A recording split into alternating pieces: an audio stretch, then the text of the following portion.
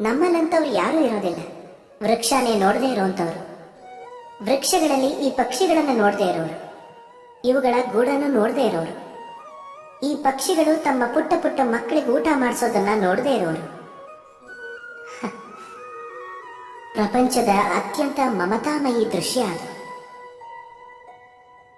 ಹಕ್ಕಿಗಳು ದೂರದಿಂದ ತಮ್ಮ ಕೊಕ್ಕಲ್ಲಿ ಧಾನ್ಯ ತುಂಬಿಕೊಂಡು ಬರುತ್ತವೆ. ಗೂಡಲ್ಲಿರೋ ಪುಟ್ಟ ಪುಟ್ಟ ಮರಿಗಳ ಕೊಕ್ಕಿನೊಳಗೆ ಹಾಕತ್ವೆ. ತಾನು ಹಸುವಿನಲ್ಲೇ ಇರುತ್ತೆ, ನಿಸ್ವಾರ್ಥದಿಂದ, ನಿಶ್ಚಿಂತೆಯಿಂದ. ಆಮೇಲೆ ಯಾವಾಗ ಮರಿಗಳಿಗೆ ರೆಕ್ಕೆ ಮೂಡು ಬರುತ್ತೋ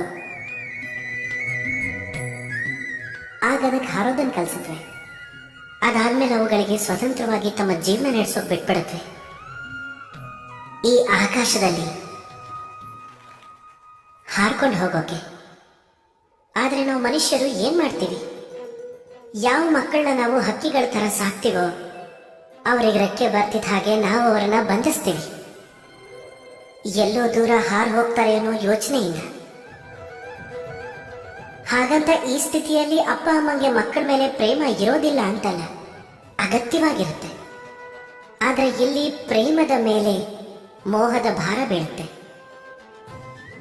ಇದು ಸ್ವಯಂ ಅವರ ಹಾಗೂ ಮಕ್ಕಳ ಭವಿಷ್ಯದಾರಿಯಲ್ಲಿ ಬಾಧೆ ಆಗೋಗುತ್ತೆ. ನಾವು ಕೇವಲ ಜನ್ಮದಾತರು ಅನ್ನೋದನ್ನ ನಾವು ಮರೆತು ಬಿಡ್ತೀವಿ, ಭಾಗ್ಯವಿದಾತರಲ್ಲ ಅನ್ನೋದನ್ನ. ಅಂದ್ರೆ ಪ್ರೇಮದಲ್ಲಿ ಮೋಹ ಬಂದ್ರೆ ಅದು ಪ್ರೇಮ ಅಲ್ಲ, ಸ್ವಾರ್ಥ ಆಗೋಗತ್ತೆ.